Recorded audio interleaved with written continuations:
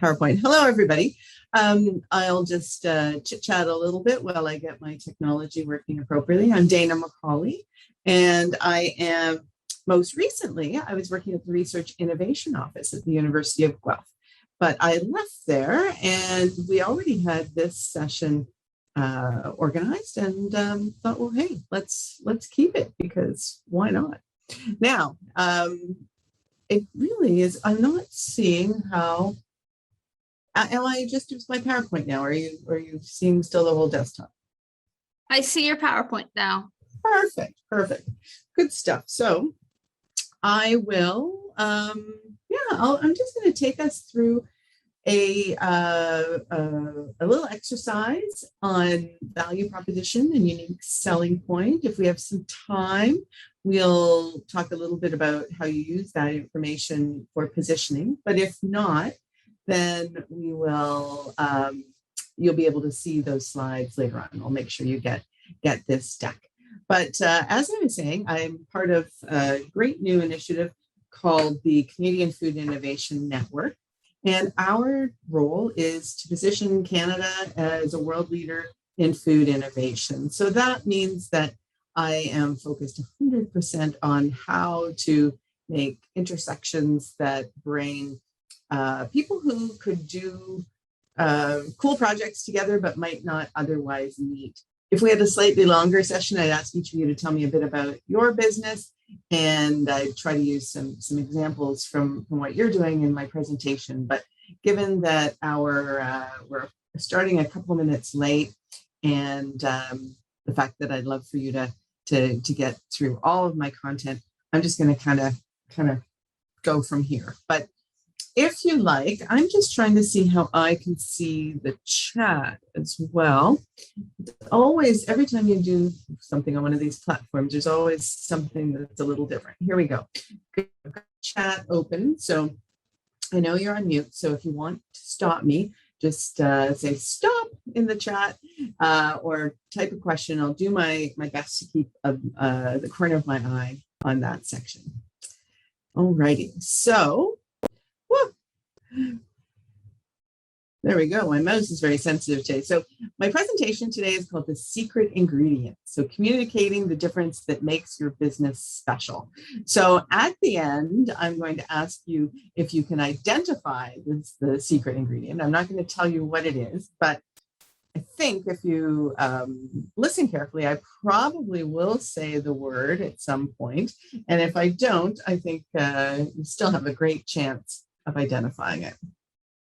So start out, what is it that you are doing with your business? You're bringing a value proposition to the market, which means that you are trying to identify to people, consumers, customers, if you're in B2B, why they should choose your business. So what you do is really only a part of that. So for instance, when you go into the pizza aisle at your local grocery store, you'll notice that frozen section is huge and there's like dozens of different pizzas and they all have the same value proposition, but they don't necessarily have the same unique selling point.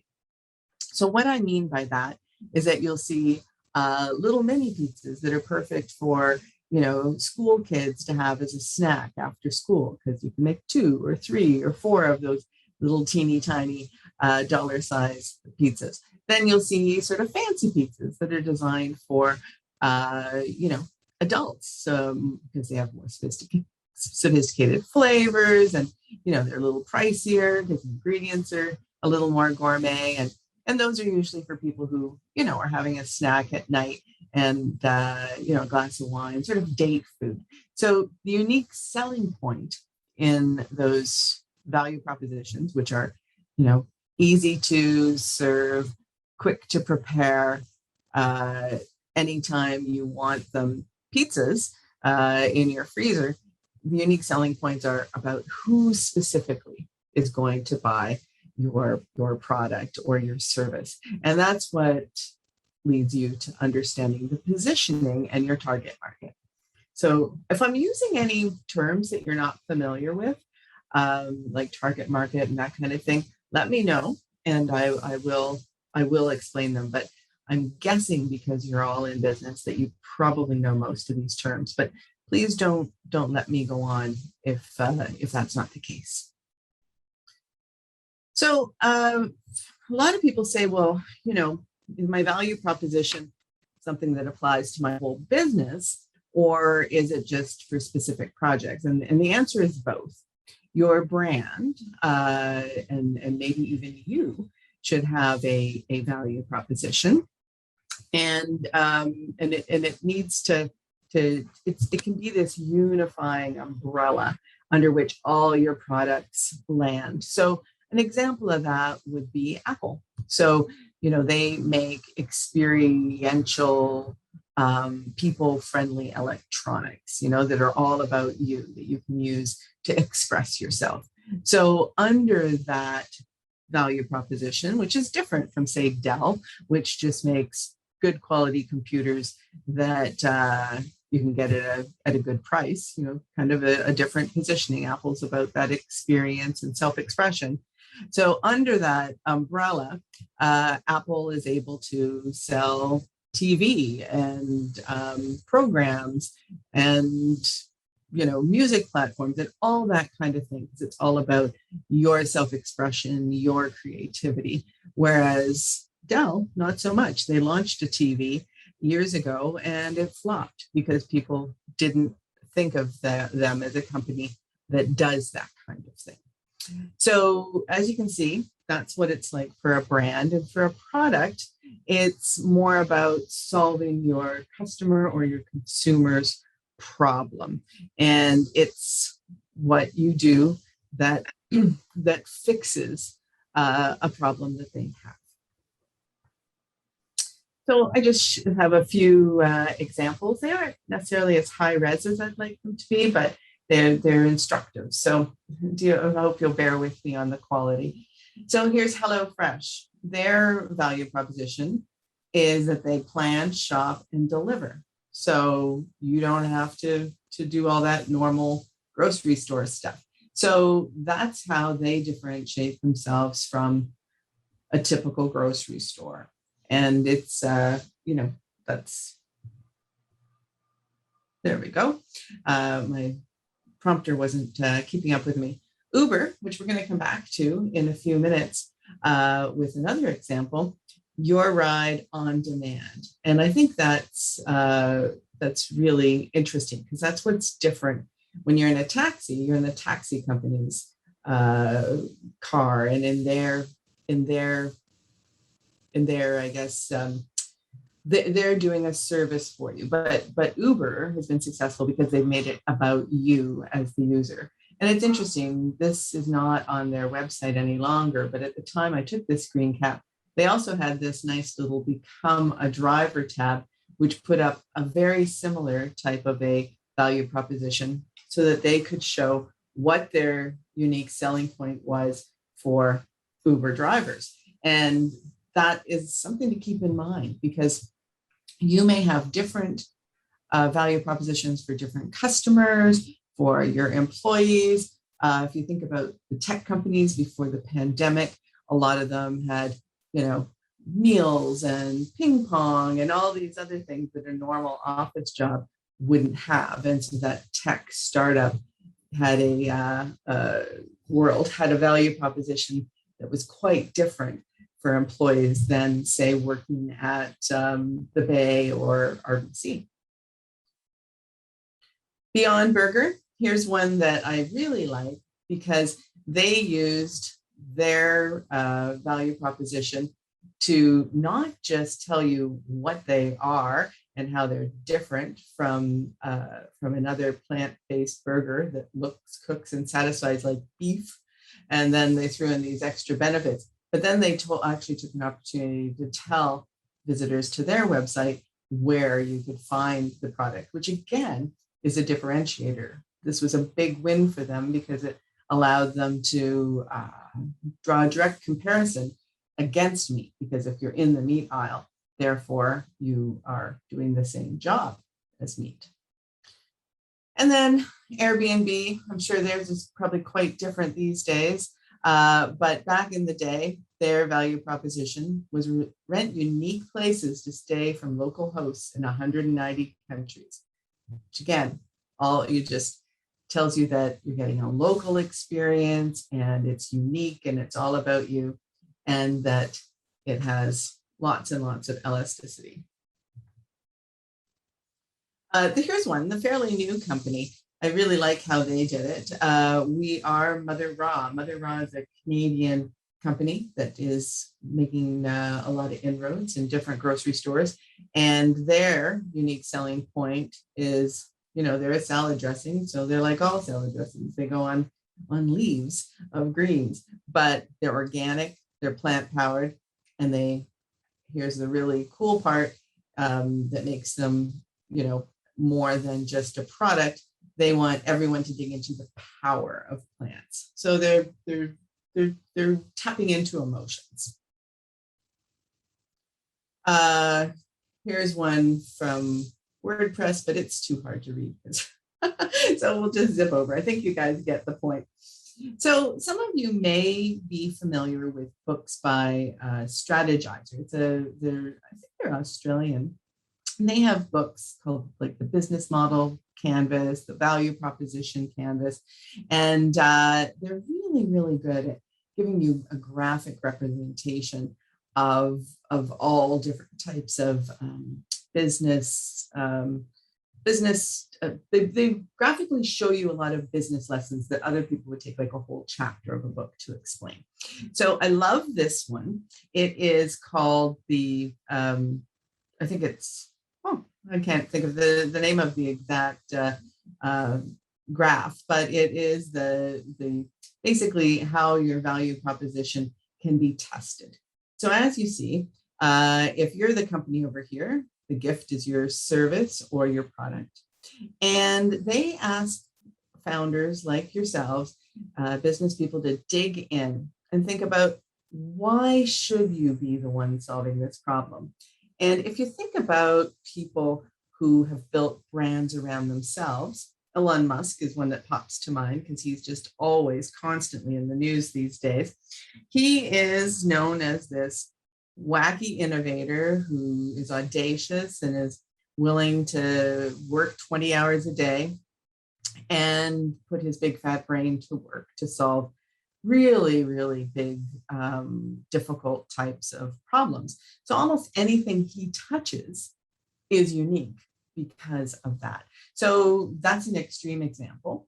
But if, for instance, you start a business where you are, I don't know, you've developed some amazing hair care line, and you also happen to have been a hairdresser in the past, well, that gives you more permission to say that you can be an authority and that you're the perfect person to develop hair care products, for instance. So on the other side, the consumer, your customer, if you're working in a business-to-business platform, they have a whole bunch of things that they need to get done, or that they need to have satisfied. So in the case of food, you might need a fast, healthy lunch that can be prepared. I'm describing myself right now. It can be prepared in less than 5 minutes and eaten at your desk, and then cleanup is also less than 5 minutes. When I used to go out of my house to work, I'd just grab a sandwich and, wrap up the paper and throw it away. But now that I'm at home, I'm making crumbs with the toaster, all those things. So that's one of my problems. And when I buy something like a goodfood.ca salad kit, and I have that for my lunch, I'm basically using that as a pain reliever to my lunch problem. So it's doing the job of my lunch prep. Sorry guys, word salad coming out of my mouth. The pains and pain relievers are directly related to those two things that we spoke about. And up here in the top, this gains and gain creators, that's where your value proposition is. If you can go to the point of meeting someone's expectation, awesome. But if you can also give them a little more, that's where you really get loyalty. So as you can see, if your offering of gains, pain relievers, and your credibility completely aligns with the needs of the consumer, that's where you have a great value proposition and you have a likely a unique selling point that will make that customer loyal to you. All right, so we're going to take a stab at formulating value propositions. You can do this in your head, but you might want to grab a piece of paper and something to write with.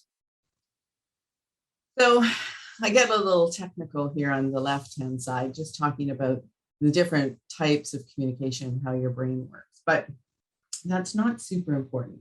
What is important is for us to talk about how you communicate. Oh, I see another person there. Just let them in.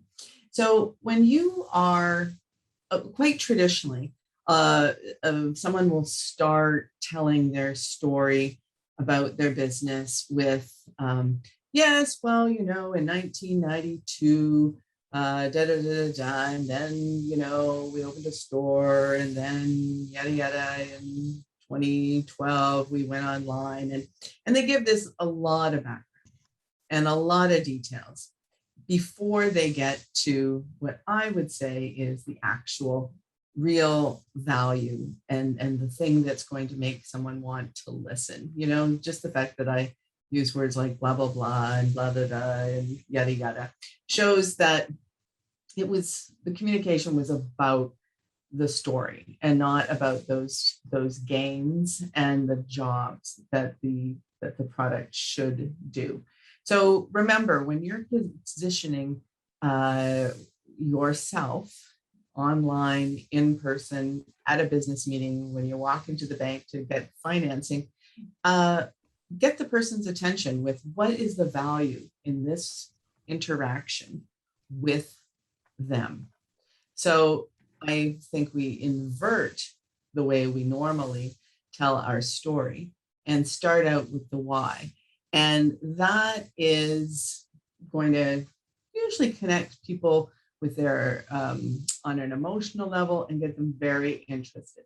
So for instance, when I worked at the University of Guelph, I was working with scientists and helping them to figure out how to take their inventions and turn them into innovations that had commercial value. I did that for 4 years. My stepfather still can't describe what I did at the university. So when I would meet people, instead of saying, hi, you know, I'm Dana McCauley, I'm the director of new venture creation and knowledge mobilization at the University of Guelph, which was just, you know, literally a word salad. I would say, hi, I'm Dana McCauley, and I work with Canada's smartest agri-food scientists to help them have more impact. And then all of a sudden people are like, really? What do you do? How do you do that?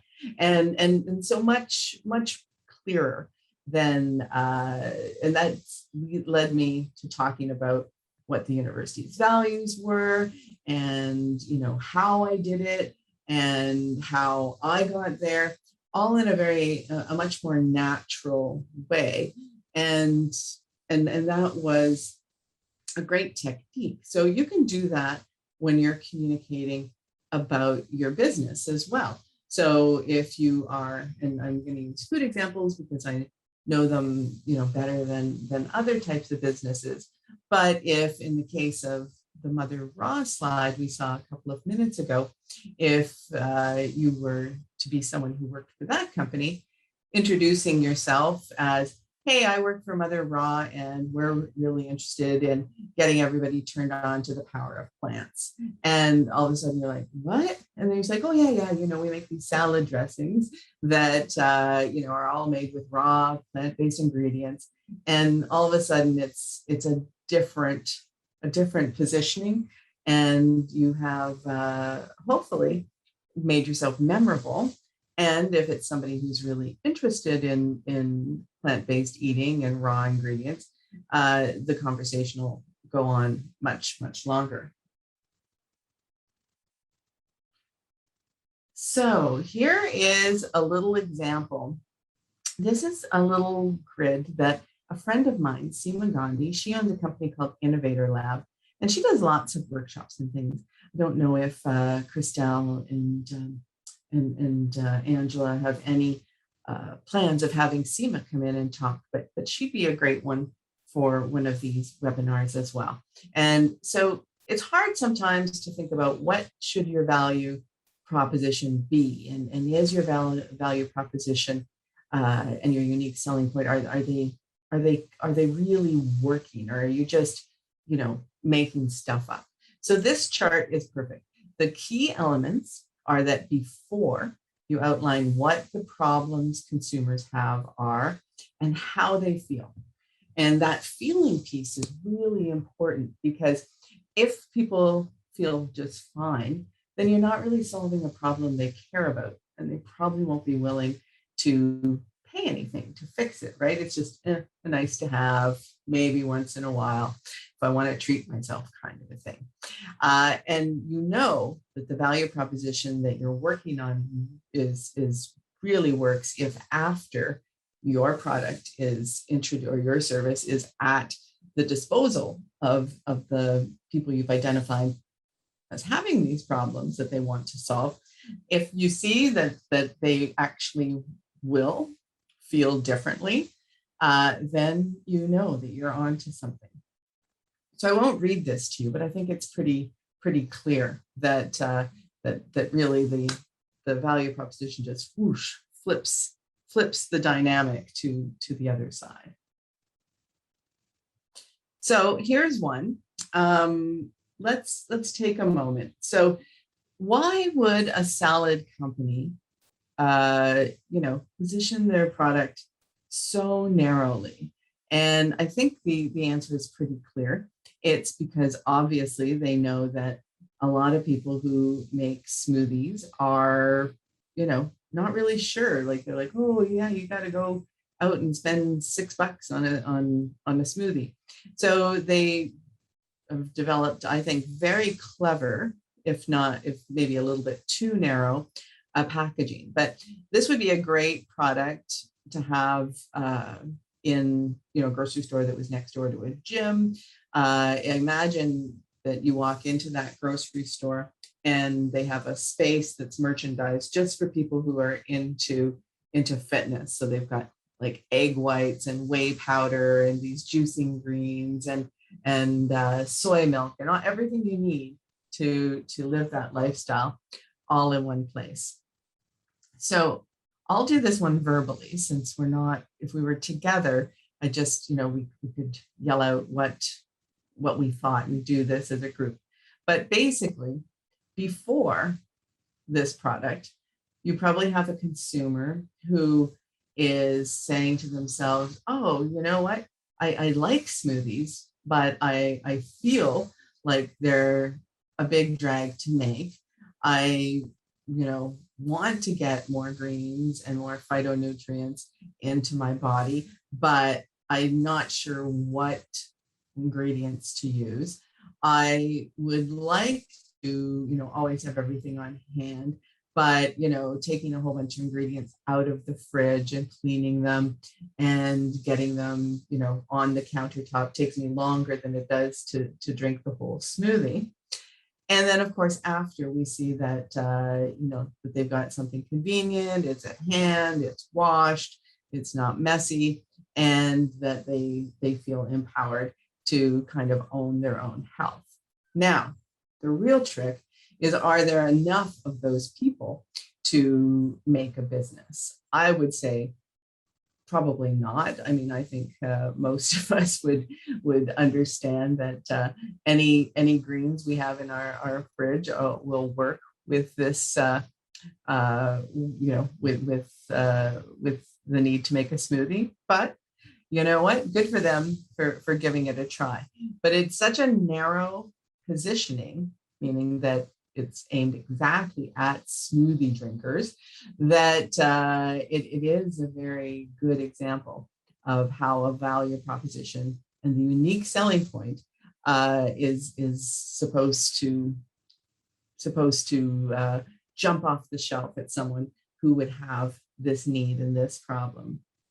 But the point is to take away from here that even when you have a really good value proposition, your audience and your target market has to be big enough to make it worth your while.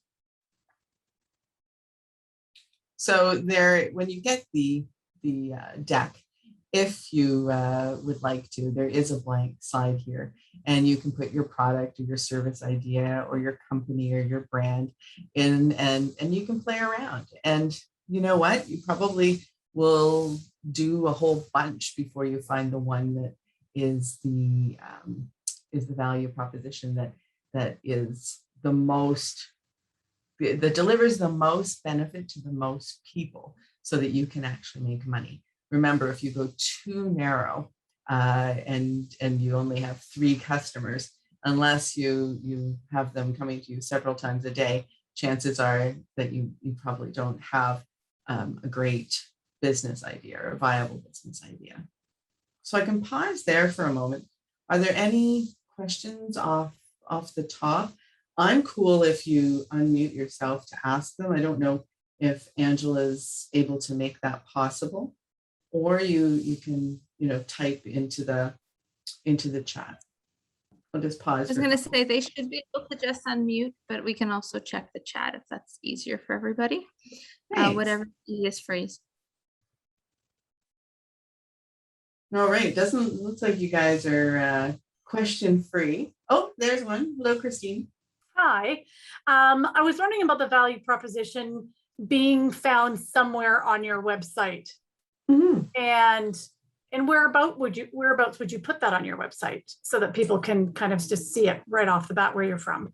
Yeah, and you just answered the question. That's exactly right. So a lot of companies, they distill their value proposition down to a tagline. So Nike's the perfect example. So the value proposition for Nike is we make great quality gear for people who want to be active and accomplish all their fitness goals. And then what's their tagline? It's just do it. So basically what they're saying is that with Nike products, there's nothing left but you to get up off the couch. Just do it.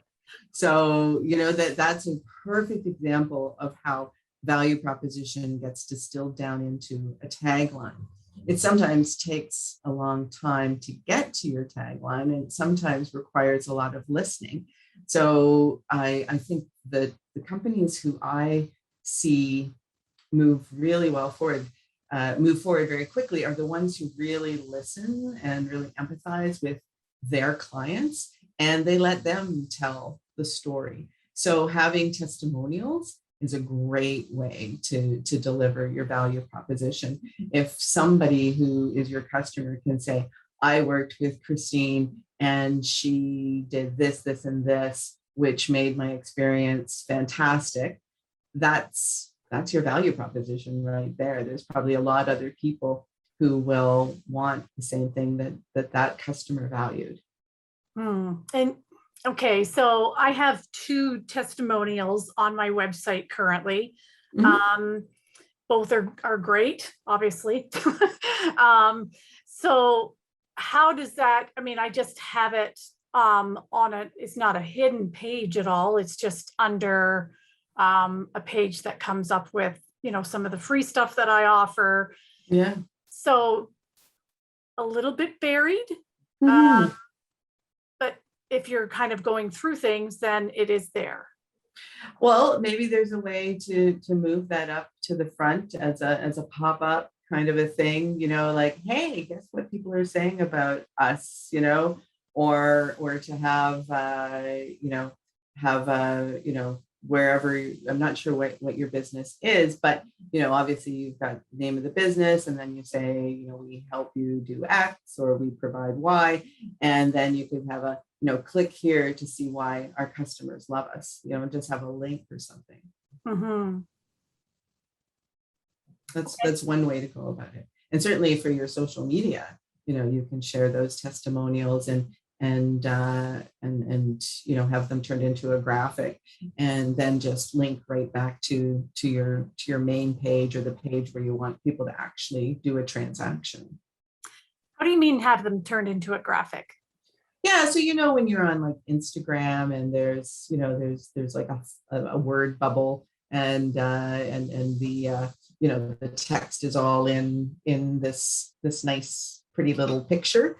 A lot of people use a program called Canva, and there's a few other, and so they'll just use text to make graphics that kind of pop out, and somehow they seem so much easier to read than when they're in the body of the text, right? Right. Yes, totally. Okay, that's great. Thank you. Yeah, no problem. I hope that was helpful. All right, not seeing anybody else with a hand up or anything, I'm going to move on. I'm counting on Angela to keep track of our time, but this is great. I want to help you to understand how to frame value Yeah, propositions. we still have another 20 minutes or so. Yeah, which is great. Doing good. So if you can give me a 5-minute warning so I don't leave people hanging, like waiting for what the secret ingredient is. That would be awesome. Not a problem.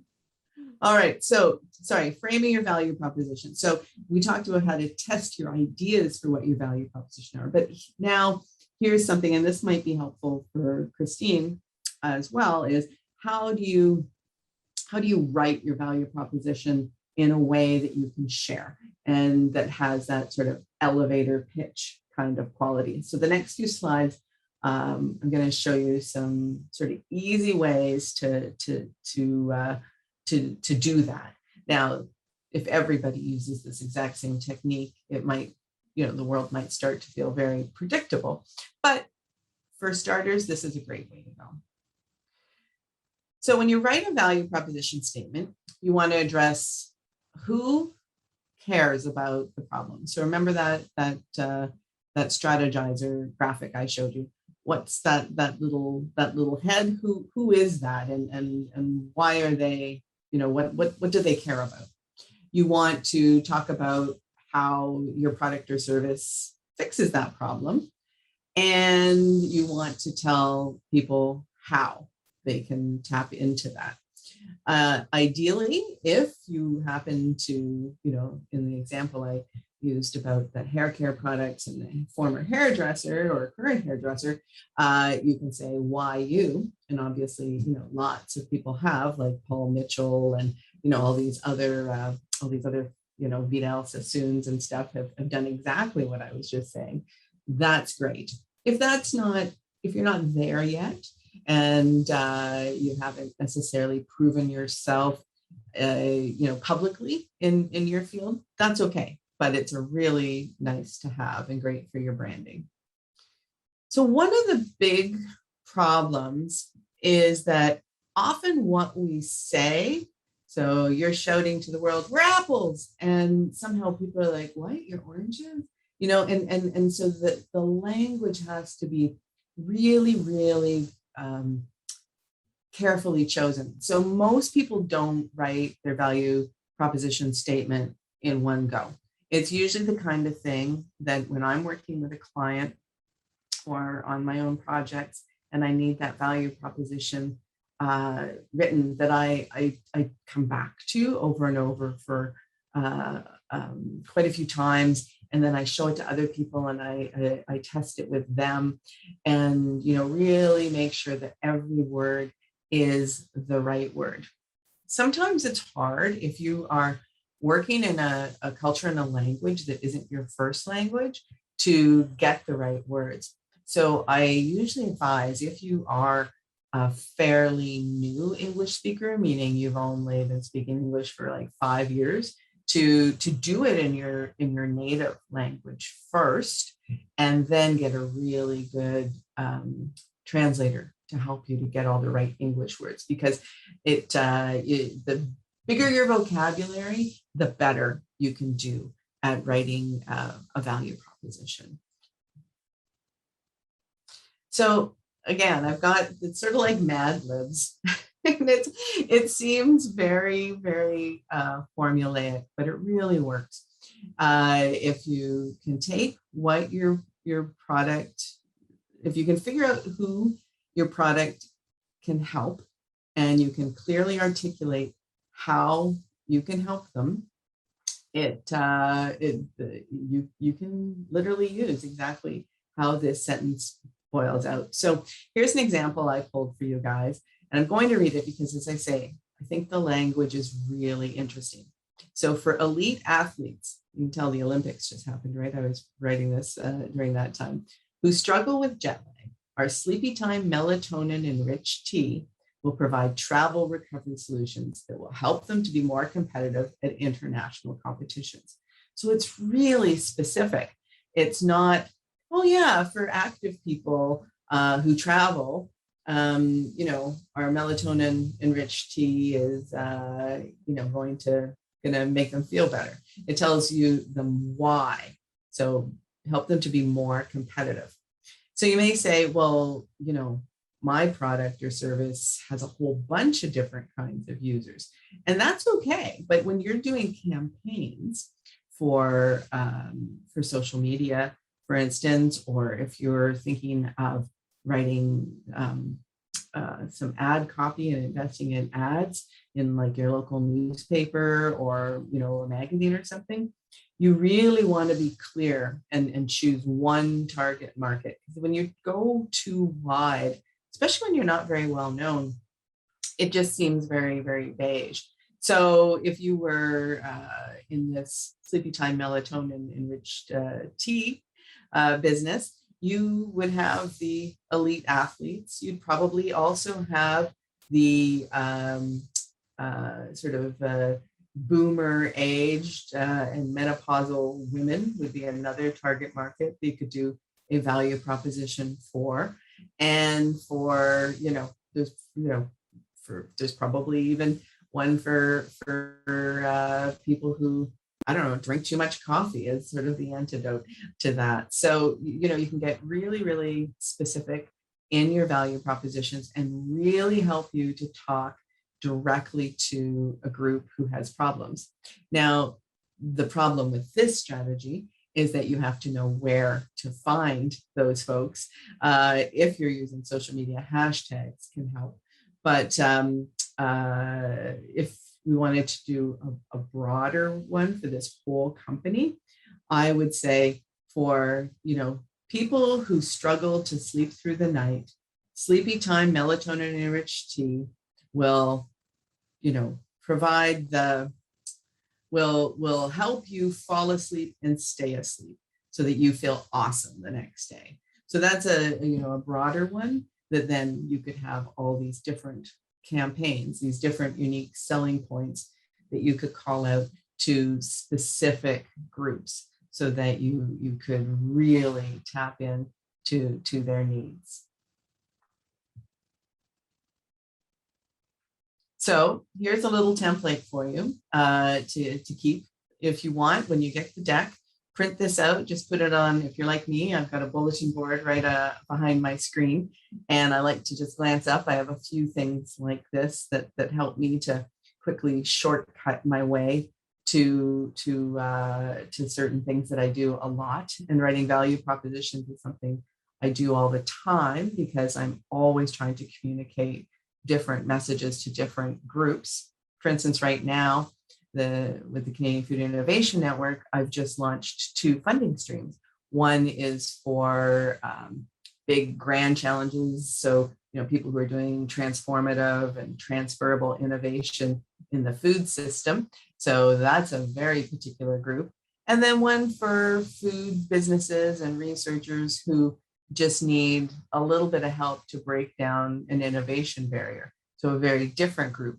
So every time I start to think about what my team should be communicating to those different groups, and I don't use this template anymore, I've got it so ingrained, this is what I do. I think of the objective of what I want to accomplish, who will be the group who will respond and needs that outcome, and then I tailor the messaging for them.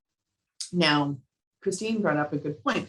How do you use your website to talk to all these different groups? The trend that I'm seeing and that is very useful is to use landing pages. So I'm trying to think of the name of some of the APIs that you can use. I think one is called Unbounce. And so if you're doing messaging online in a blog or in your social media, and you create a landing page, then you would use a URL that would it becomes your new front page for that campaign, basically. And so say we were targeting those elite athletes, and we, we're boosting our Instagram posts at people who run marathons, for instance, and go to Boston and all the places that people run those marathons, then there we'd have a specific URL that they could click through, and it would take them to a landing page where they were like, oh yeah, this is me. And then all the rest of the website, the normal stuff, would just cascade from there. So this is not a workshop on how to segment your audience, but just if you want to know, okay, Dana, what do I do with this stuff? This is how I would recommend you using it. And if you learn about audience segmentation and landing pages, you'll be able to use my tips really, really effectively. All right, so you're creating a value proposition statement, and you're going to want to always be really specific about the problem that you're tackling. You want to tell your reader what you're going to do to fix the problem. So it's all about the person with the problem. You see that here? It's not about the company. It's just that the company happens to be the solver of these problems. And you want to give them a really easy to relate to statement. No jargon, no weird technical words. Even if what you do is really technical, you need to be able to make it really easy for lots of people to understand. If they want to know more about how it works, what are the features and benefits, they will ask. And you want to share some credibility if you can. So, oh yeah, I had an example here from the makers of Tylenol. That's, if we were to go back to my melatonin tea, who has permission to give you health advice about your sleep? And I thought, oh, well, a brand name like Tylenol might be that example. So now we're going to take a couple minutes, and I'm going to breeze through this rather quickly. But you've got your value propositions. I've talked to you a little bit about how you can share those unique selling points, using your social. But how do you write a positioning statement? So remember, I talked to you about the pizza. So the people who run those pizza companies that are in the grocery store have all talked about, who their target consumer is. Back then, I worked for Jane's Family Foods, and I worked with a marketer there who was very smart. And she basically had a picture of someone up on the wall, and she had all these little Post-it notes around her. And I think she called her Linda. And what did Linda need? And it was a really great and useful exercise, because instead of thinking about selling to a consumer, we were always like, yeah, what's happening in Linda's life right now? And in the wintertime, we'd be like, yeah, it's hockey season, and Linda's kids don't have time to eat and do their homework. Oh, great. Well, let's develop some recipes that, you can eat, with one hand, so either in the car or, while you're at the kitchen island doing your homework kind of thing. And so we had a very clear image of who our products were positioned to. And to be honest, I'm coming back here for a second, because that led us to come up with the tagline that we used then and the tagline that they're still using now. We, position Jane's chicken fingers and nuggets and other frozen products with the tagline, thank goodness, because we're always like, Linda's under pressure. What does she need? Oh, thank goodness, my Jane's is in the freezer. And then we migrated that and to ready when you are, or ready when you need it, which is, again, a very similar kind of thing. It's like, oh, good, good. It's my backup plan. So you see how the consumer insight gets to the value proposition of, what having that frozen chicken in the oven, in the freezer, can do for you. So this is a great little cartoon. As you can see, just lemonade doesn't sell the same way as lemonade cleanse. And there's a lesson here, of course, is that you need to be authentic. Anything filled with sugar is probably not a cleanse. And but it does show you the difference between being in the lemonade business and being in the cleanse business. And I think, well, for any of you who are still struggling with why you should bother with what I'm talking about, it, the unique selling point, of course, is they're both cold glasses of lemon drink, but one taps into what people want for their bodies. They want to be clean and pure. So here's a positioning example I did for you for a fictional product called overnight oatmeal. Some of you will maybe already be making overnight oats at home. I know it seems to be a big trend. I personally like hot oatmeal, but that's okay. It's not about me. It's about Jane. So chose somebody who I thought looked like the kind of person who would value this type of product. And as you can see, I got very specific. She's a mom and she has a high pressure career and she's aspirational. So those are important things. Why, this is not a product that I imagined would be would be inexpensive. Certainly it would have to be more expensive than making your own steel cut oats from scratch. And she's got lots of stuff to do in the morning. So, even if she is really value conscious, she doesn't have time to make regular oatmeal. And so she's got a problem. Her problem is that they eat a lot of crap and she's got mommy guilt. She doesn't feel like they're eating healthy foods. So she has a very specific need. She needs to know that there's something healthy and satisfying that they can grab and eat, and also that won't make a huge mess. So there's no crumbs in her car if she's driving them to school, and the kitchen isn't, covered in crap when she gets home from work. Whoops. 5 minutes. Thank you. So, good. Well, we're right on track. So anyhow, so then the fix, which of course is a fictional company called the world's most famous cereal company.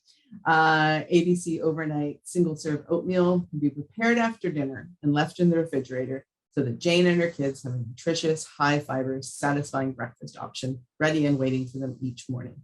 So guess what?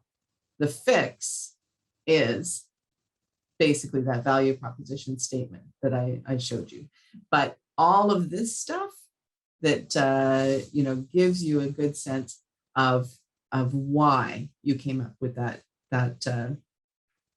statement in the first place. And having this context, it may seem like an exercise in fiction writing, and in some ways it is, but it will help you to work with others. So if right now you're running a business where you do everything, do you really need to do this? Yeah, it's probably a cool exercise and might make you have more, more focus when you're working on your campaigns.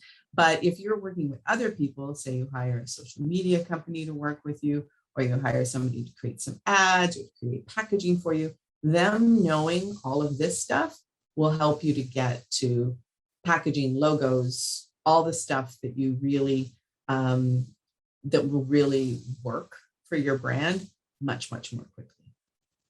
So again, here's one of my little cheat sheets about how to write there's 4 elements to your positioning statement. So there you go.